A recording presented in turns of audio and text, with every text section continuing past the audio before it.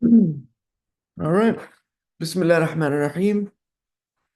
So as I said last week or the last class a few weeks ago, we were concluded Surat Maryam where we talked about many of the prophets. We talked about Isa and we talked about Maryam, Ismail, Idris, Ibrahim, Ishaq, Zakaria, Yaqub. So all those prophets were named in Surat Maryam. And we talked about how those prophets were on the right path. So when we read Surah Al-Fatiha every day and we say اهدنا الصراط المستقيم صراط الذين أنعمت عليهم. So Allah has blessed those people to be on that path. So we basically ask Allah to be on the straight path that was blessed onto the prophets. So we try to live by the way of the prophets and their message in order for us to be on the straight path and the right path. Now, moving forward, we're starting Surah Al-Qasas. What does Surah Al-Qasas mean? What does Qasas sound like to you? To me, it sounds like story. It's Qasas. So, Ahsan al-Qasas in Surah Yusuf, it says the best of stories.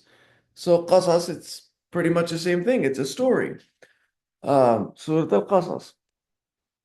So, Bismillah ar-Rahman ar-Rahim. طاسين ميم تلك آيات الكتاب المبين. These are the signs of the clarified book. And we've mentioned this many times in previous surahs where Allah says Al-Kitab al-Mubin, Al-Kitab al-Hakim, the wise book. Mubin is clarified book. So what does Mubin come from?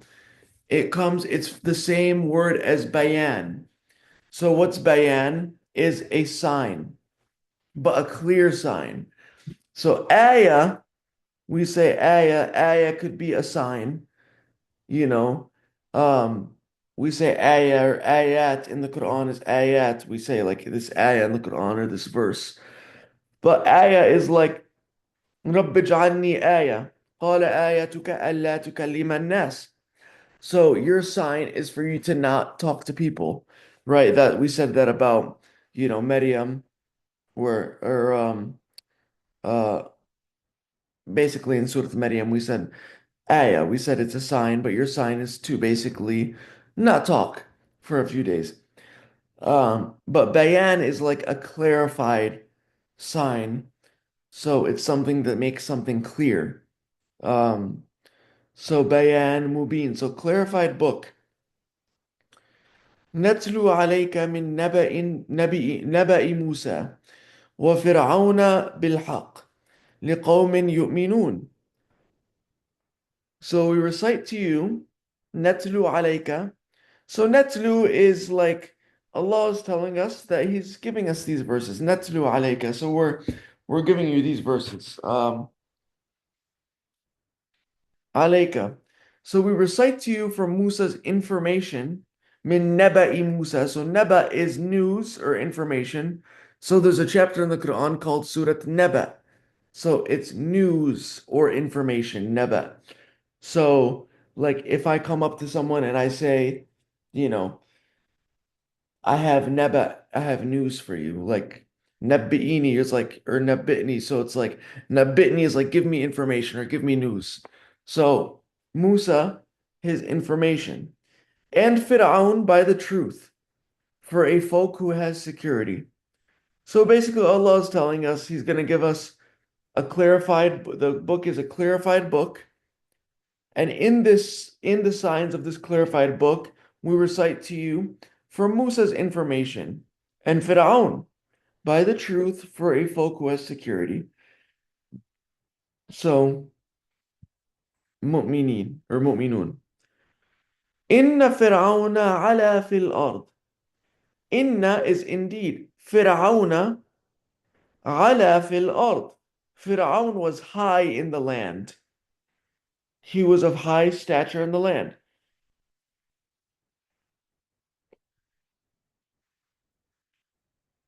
وَجَعَلَ أَهْلَهَا شِيَعًا. and made its inner circle into parties. So أهلها. So the Pharaoh had people around أهل فرعون, and he made them وجعل أهلها شيعا into its inner circle into parties. So Shia is parties. يستضعف is weakening. يستضعف is weakening. So ضعيف is weak. So يستضعف is weakening. طائفة منهم, a group of them. So weakening a group of them. يذبح أبناءهم ويستحيي نساءهم إنه كان من المفسدين. So he weakened a group of them out of that circle, exhausting their built ones and letting their less advantaged ones live. Indeed, he was from the corrupt ones. So basically, Fir'aun was causing corruption in the land. So he was causing corruption in the land. He had a lot of power. He was of high status, and he had groups, and of these groups, he made one of them weak. So يذبح أبناءهم ويستحيي نساءهم. إنه كان من المفسدين. So he was a corrupt one. He was from the corrupt ones. ونريد أن نمن على الذين استضعفوا في الأرض ونجعلهم أئمة ونجعلهم الوارثين. And we want to bestow a favor on those who were weakened in the land, and to make them leaders, and to make them inheritors. وَنُرِيدُ. So who's وَنُرِيدُ? So Allah. Allah wanted to make, basically, Allah and the Malaika wanted to make and bestow a favor on those who were weakened in the land, and to make them leaders, and to make them inheritors.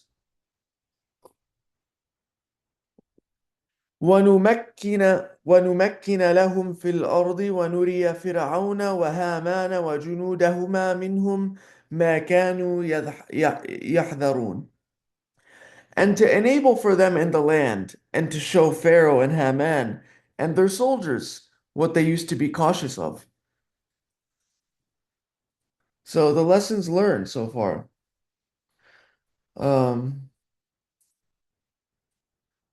Okay. The story of Musa and Pharaoh repeats in history to teach us that there will always be someone unjust and corrupt, exerting power over others. Often leaders become arrogant and abuse their power, but people allow this to happen through their fear. Musa's story is the best teacher for us for how to transcend fear and to face their oppressive leadership. So, in the story, these verses 5 and 6 is like wanuridu is like the collective. So, like basically the collective, Allah and the collective. وَنُرِيدُ أَن نَمُنَّ عَلَى الَّذِينَ اسْتُضْعِفُوا. So basically, you know, there is injustice. There is someone in power that's enslaving people, not just enslaving like maybe the way you think of enslaving, like in America, slavery, but possibly that too, but basically enslaving the mindset. So having one corrupt leader exerting power over others, and the others just living by that, right? And living by that corrupt leadership, feeling like there's not much that can be done to fix the society, to make things better. So the story of Musa is kind of like a light to teach us that there is there is a way to basically um get by this, and you know teach us that we can transcend fear and face this oppressive leadership. And you'll see that in the story of Musa, where Musa has fear, and Allah tells him to let go of his fears and his worries and his past wrongdoings, or past um mistakes, and getting past those things to basically face the Pharaoh. And Musa was chosen as the right leader for this job. Um, and the prophets were all chosen. So in Allah istafa Adam, Allah chose Adam, Allah chose the prophets to basically lead their societies. So Musa was chosen. So, okay, verse 7. وأوحينا إلى أم موسى أن أرضعيه فإذا خفت عليه فألقيه في اليم ولا تخافي ولا تحزني إنا را إن إنا رادوه إليك وجعلوه من المرسلين. So here Allah says in verse 7, and we inspired the mother of Musa, so Ummi Musa. وَأَوْحَيْنَا is an inspiration. So we inspired the mother of Musa, and أرضعيه, nurture him. So nurture Musa. أرضعيه is to nurture. فَإِذَا خِفْتِ, so فَإِذَا is if. So if خِفْتِ, you fear عليه, if you fear for him, فَأَلْقِيهِ فِي الْيَمِّ, so deliver him into Yem, the purpose. Yem is the purpose. So deliver him into purpose, the purpose. فَأَلْقِيهِ فِي الْيَمِّ وَلَا تَخَافِي, and do not fear. وَلَا تَحْزَنِي, and don't be sad, and don't nor grieve. إِنَّا رَادُّوهُ إِلَيْكِ, indeed we are his returners to you. So we will return him to you. وَجَعِلُوهُ, and we will make him and his makers min al-mursalin, into one of the messengers. So Allah is telling the mother of Musa, He's inspiring the mother of Musa into nurturing him and not to fear for him and to deliver him into the purpose. And what's the purpose is this message that we're going to get. And don't fear or grieve because Allah says we will return him and his makers into one of the messengers and make him into one of the messengers. So he has a good purpose. He has a big purpose. And remember, that's what Isa told to Maryam. Remember in Surah Maryam, Isa was telling his mother at the time he had wisdom. Isa was very wise for his age. And he told his mother, don't fear.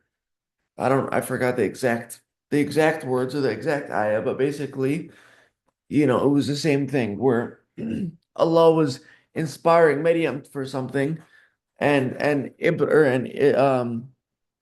and Isa actually had to remind her. Okay.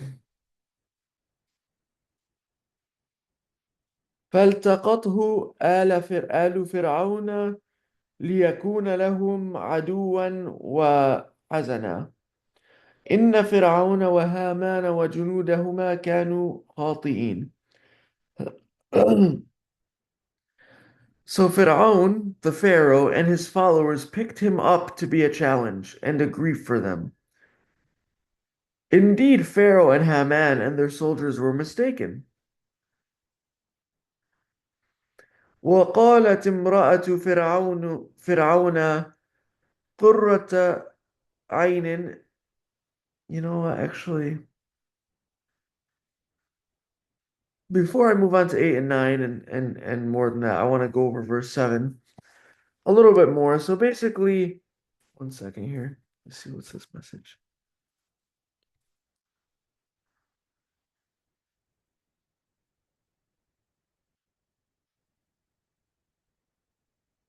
No, okay.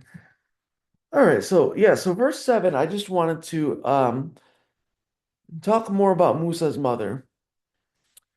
So his mother, her so yeah, so I just wanted to emphasize the fact that, she had to nurture Musa. So she nurtured Musa before delivering him into this purpose. So Musa had a purpose, but she had to nurture him. So when a mother nurtures her son, it's not just what we think is like ardi'i is just like, basically providing milk and food. But nurturing him is kind of and just applying this to today's life is teaching him the way to live a good life. So it could be like eating the right foods, giving him the right foods, the right drinks, um, basically, teaching him ways of praying, right? You teach someone prayer and meditation at a young age. Um, you teach them, to eat healthy, to exercise. So I'm not saying this is exactly what Musa's mother nurtured him or this is how she did it, but this is just ways of nurturing your child. And you nurture your child to provide them that path going forward in their lives. So it's, basically teaching them the way. Um, And some of the prophets were inspired on their own, as we learned, but a lot of them did require wisdom from their mothers and fathers and nurture from their mothers and fathers. We learned about the story of Luqman and the wisdom there, teaching his son the wisdom, and then the mother nurturing her child as well, with Musa here. So nurturing your child is a very important thing that we're being taught here. So, your parents are out there to kind of nurture you, and I don't want to use the word exactly train you, but really train you or help you. Um, care for you, love you, teach you things like, okay, hey, Zane, maybe you should be drinking water and eating fruits and things like that for your sports instead of drinking energy drinks like Monsters or whatever they're drinking these days. All the ghost drinks that they drink now. I lost track with how many energy drinks, but I mean, there's a lot of things coming out with those energy drinks not really being very healthy for you. So, basically, a mother nurturing her child will then like help that child nurture themselves as they get older. So it's like they're trained to basically be healthy, in the mind, the body, the spirit. So, I think at your guys' age, applying that to you, obviously you don't have children to nurture, but you could think about how your parents nurture you still to this age. I mean, I know you're all like teenagers now, but you know, imagine living without the help of your parents. I'm sure they do so much for you. So keep that going in your lives as you get older. It's like, remember the things that they do for you. You're probably eating healthy meals at home. Everyone has cheat days and things like that. But, when you get older, when you go to college, try to, be consistent with that. Try not, eating fast food and drinking bad drinks and starting bad habits, vaping, that's something that people do now is like, you know, you don't see people smoking cigarettes, which is good because, that's unhealthy for your lungs and your body. But now everyone is doing vaping, which some people say that's even worse than cigarettes. I mean, you're inhaling these chemicals and it's still very new. You don't even know what you're putting in your body. So I actually, my neighbor, he's a doctor and he works in the hospital. He said one of his coworkers, I think he was doing IT, and it was his coworker in the hospital, and he was very young. He was under 30. I think he was in his 20s, and he was married, and his wife was expecting a child, or they maybe just had a child, like a recent newborn, one or the other. So he ended up getting sick. I think he got the flu or some sort of sickness, maybe a cold or a flu. And he was in the hospital, and his lungs basically failed. And they found that he was basically a big vapor, like he vaped all the time, and his lungs weren't working for him. And he ended up dying just from an ordinary sickness that a healthy person would have survived, but his lungs were so weak at such a young age too. So, we're taught here that Musa's mother was nurturing her child, but your parents could nurture you only for so long, right? But as you get older, you have to start taking care of your own self, and then you'll have your own kids to take care of. So take care of yourself the same way you want to take care of your kids and the way you love your kids. So stay away from these things that are not very good for your body. You guys are very young, so it's good to think about that now, because when you get older, you start seeing people doing it and you're like, I don't know. I don't know what gets people into doing it, but you're getting into high school now, some of you guys, right? I mean, how many of you guys are you're what's the grades here? Like eighth, ninth grade? About eighth grade. Zane, what grade are you in now? Seventh. Seventh grade, yeah. I mean, I remember when I was in seventh grade, I would go on the bus and, sometimes like after school or something, you're on a bus with eighth graders or ninth graders. And even like 2 years older, they start doing things that you're not used to in seventh grade that you see. So, this is a good age to now start thinking about it. Make sure you take care of your health, take care of your mind. Because when you start doing those things, even energy drinks, like maybe it wakes you up for an hour, but it really makes you jittery, maybe makes you more anxious. So all these things affect us. Um, I think Zane, you're probably one of the younger. I think Anissa, what grade are you in now? I'm in ninth grade. Yeah, so you're in ninth grade, exactly. I remember ninth grade. So yeah, ninth grade, you really start seeing people grow up and doing crazy things. Um, yeah, so just something to think about is, you know, the mother fears for her child. So basically, parents will eventually have to let go. And that's what Allah's telling Musa's mother is, you're going to nurture your child, but you may fear for them, but eventually you're going to have to let your kids go and have a purpose in their lives. So, your parents love you now and you live with them, but eventually you guys will go to college. You'll have a purpose in your life. So think of Musa's purpose, kind of like you. You guys are going to have your purpose. You're going to go out to college, to the work, you're going to work. Maybe you go trade school. Maybe college isn't always the same path for everyone. Some people like to get in, start their own business or start a company, or maybe they're very skilled and they do skilled labors where whatever it is that your path is or your purpose is, your parents will eventually let go. Eventually, you'll get married.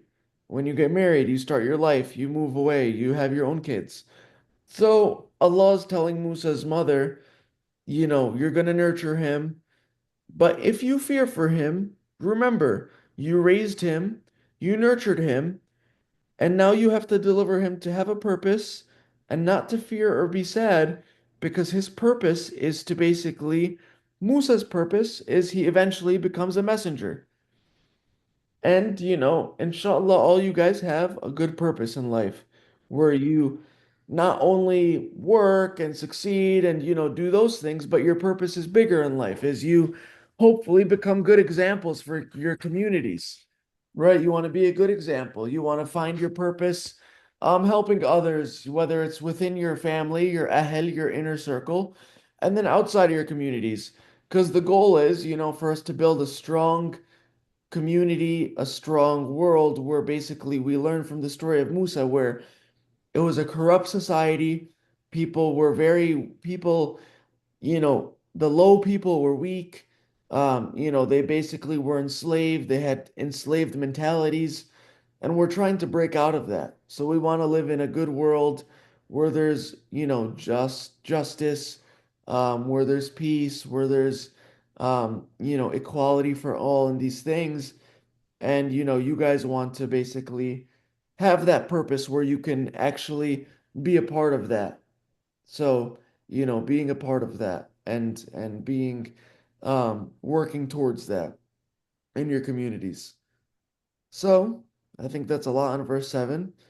Verse 8. So Fir'aun and his followers picked him up, Musa, to be a challenge and a grief for them. Indeed, Fir'aun and Haman and their soldiers were mistaken. So they picked up Musa thinking one thing, but they were mistaken. وقالت امرأة فرعون قرة عين لي ولك لا تقتلوه عسى أن ينفعنا أو نتخذه ولدا وهم لا يشعرون. And Pharaoh's wife said, a source of delight for me and for you, Musa can be. Do not deprive him of life. Perhaps he may benefit us, or we may take him as a child. And they do not feel. وَهُمْ لَا يَشْعُرُونَ. and they don't feel. وأصبح فؤاد أم موسى فارغا إن كادت لتبدي به لولا أن ربطنا على قلبها لتكون من المؤمنين. And the heart brain of Musa's mother became vacant.